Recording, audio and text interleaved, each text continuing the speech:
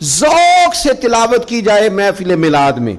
سارا قرآن حضور کی نعت ہے، پر جن میں ذرا خاص وضاحت کے ساتھ حضور کا علم شریف ہے، فضائل ہیں، خصائل ہیں، شانیں.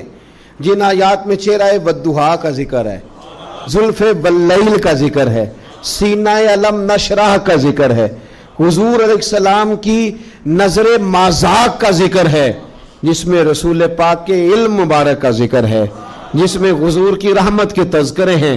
یہ آیات تلاوت کی جائیں اور اچھا قاری تلاوت کرے، اور پھر تلاوت کر کے ان کا ترجمہ، بالکل سادہ ترجمہ ایک قوم تک پہنچا دیا جائے، تو محفل میلاد میں یہ خوبصورت خدمت ہوگی. یہ میلاد شریف کرانے والے ایک اچھی بات لوگوں تک پہنچائیں گے، اچھے انداز میں قرآن پاک کی تلاوت کر کے. اور یہ بات یاد رکھ لیں، اپنے دل کی تختی پہ لکھ لیں، اللہ کے پیارے رسول صلی اللہ علیہ وسلم نے فرمایا اس قرآن کے ذریعے اللہ قوموں کو عزت عطا فرمائے گا.